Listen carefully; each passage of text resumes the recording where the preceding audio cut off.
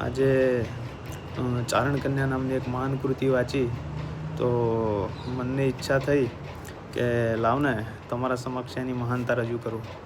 તો આ કૃતિમાં એવું છે કે ઝવેરચંદ કાલિદાસ મેઘાણી અને ભગત બાપુ એટલે કે દુલાભાઈ કાગ એ ગીરના એક નેહડામાં મહેમાન ગતિ કરવા ગયા છે અને એમની મહેમાન નવાજી કરવા ત્યાંના લોકોએ એમને એક દૂધ ભરીને કટોરો આપ્યો છે.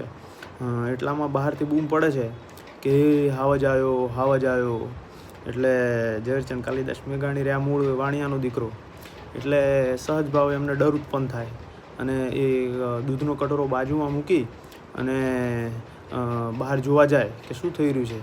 અને બહાર જઈને જોતા એક અચરજભર્યું દ્રશ્ય એમના સમક્ષ નજરે પડે કે એક 14 વર્ષની હીરબાઈ નામની ચારણ કન્યા ચોટીલાના ડુંગર પરથી ચામુંડા જે ચંડમુંડ નામના રાક્ષસનો સંહાર કરવા આવતી હોય એમ એક નાની એવી લાકડી લઈ અને એ હાવજને ભગાડવા જઈ રહી છે.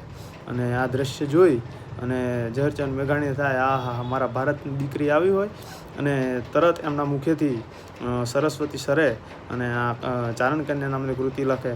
કેવી કે ચારણ કન્યા 14 વર્ષની ચારણ કન્યા, બાળી ઘોડી ચારણ કન્યા, હિંગળિયાળી ચારણ કન્યા, હાવજ ગરજે વનરાવનનો રાજા ગરજે. હાવજ ગરજે વનરાવનનો રાજા ગરજે, ગીરકાંઠાનો એરી ગરજે, ઐરાવતનો એરી ગરજે, ગઢપાતળિયો યોદ્ધો ગરજે, મુફાળીમાં તેલો ગરજે, જાણે એવો જો ગંદર ગરજે, નાનો એવો સંગવંદર ગરજે.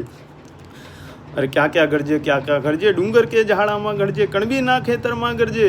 હાવજ ગરજે વનરાવનનો રાજા ગરજે.